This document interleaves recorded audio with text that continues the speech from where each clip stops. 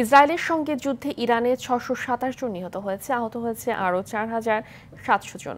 এদিকে ইরানের সঙ্গে যুদ্ধ করে অস্ত্র সংকটে পড়েছে ইসরায়েল।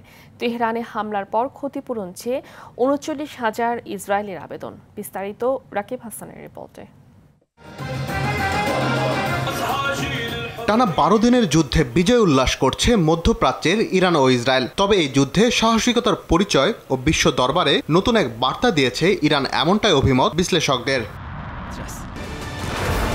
যুদ্ধে সাহসিকতার পরিচয় দিলেও ইসরায়েলের হামলায় ব্যাপক হতাহতের ঘটনা ঘটেছে ইরানে। সেই সঙ্গে তাদের হারাতে হয়েছে দেশটির জ্যেষ্ঠ সামরিক কমান্ডার ও শীর্ষ বিজ্ঞানীদের, যার ক্ষতি আসলে টাকা দিয়ে পরিমাপ করা সম্ভব নয়।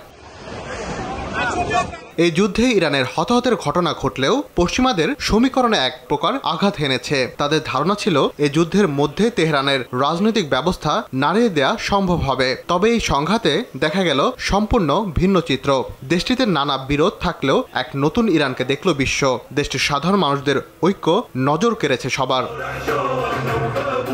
এদিকে নিজেদের জয় স্বীকার করলেও বেশ কিছু জায়গায় ইসরায়েলের আত্মবিশ্বাস গুঁড়িয়ে দিয়েছে ইরান। তাদের আয়রন ডোম ভেদ করে ইসরায়েলকে গুঁড়িয়ে দেওয়া সম্ভব, তাই এবার প্রমাণ হলো। শুধু গুঁড়িয়েই নয়, গাজাবাসীদের মতো ইসরায়েলের মানুষদেরও করেছে ঘরছাড়া।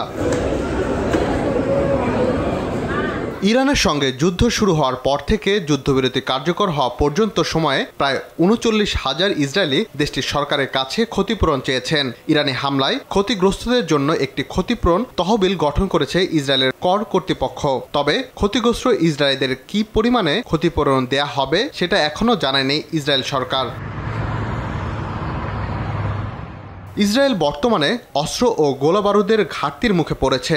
এমন সময় এই তথ্য সামনে এলো যখন ইসরায়েল ও ইরানের মধ্যে যুদ্ধবিরতি কার্যকর রয়েছে।